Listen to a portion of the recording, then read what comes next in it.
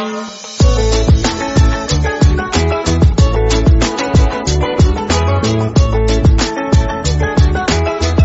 The lord. ప్రభు అయిన యేసుక్రీస్తు వారు ఈరోజు మనకు అందిస్తున్నటువంటి వాగ్దానం సామెతలు 11వ అధ్యాయం 22వ వచనం. వివేకి అయిన వాడు మౌనముగా నుండును, దుర్మార్గులు నిశ్చయముగా శిక్షింపబడతారు అనేది సత్యం. మంచి వాళ్ళ స్వతంత్రులుగా చేయబడతారు. ఒక స్త్రీ అందంగా ఉండి అవివేకంగా ఉంటే అది అందమైన బంగారపు ఉంగరం పందెముకు ఉన్నట్లే ఉంటుంది. మంచి మనుషులకు వారు కోరింది లభించినప్పుడు దాని అంతం ఎల్లప్పుడూ మంచిదిగానే ఉంటుంది. కానీ దుర్మార్గులకు వారు కోరింది లభించినప్పుడు చివరకు అది చిక్కుగానే ఉంటుంది.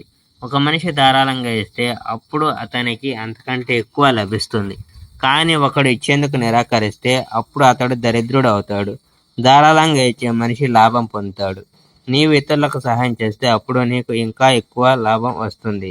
తన ధాన్యం అమ్మేందుకు నిరాకరించే దురాశ గల మనిషి మీద ప్రజలు కోపగిస్తారు. అయితే ఇతరులకు ఆహారం పెట్టేందుకు తన ధాన్యం అమ్మేవాని విషయం ప్రజలు సంతోషిస్తారు. మంచిని చేయటకు ప్రయత్నించే మనిషిని ప్రజలు గౌరవిస్తారు. కానీ దుర్మార్గం చేసే మనిషికి కష్టం మాత్రమే వస్తుంది. తన ఐశ్వర్యాలను నమ్ముకునే మనిషి పడిపోతాడు. కానీ మంచి మనిషి పచ్చటి చిగురాకులా పెరుగుతాడు. ఒక మనిషి గనుక తన కుటుంబానికి కష్టం కలిగిస్తే అతనికి లాభం ఏమీ కలగదు. చివరకు బుద్ధిహీనుడు జ్ఞానం గల మనిషికి సేవ చేయటకు బలవంతం చేయబడతాడు. మంచి మనిషి చేసే విషయాలు జీవవృక్షంలా ఉంటాయి.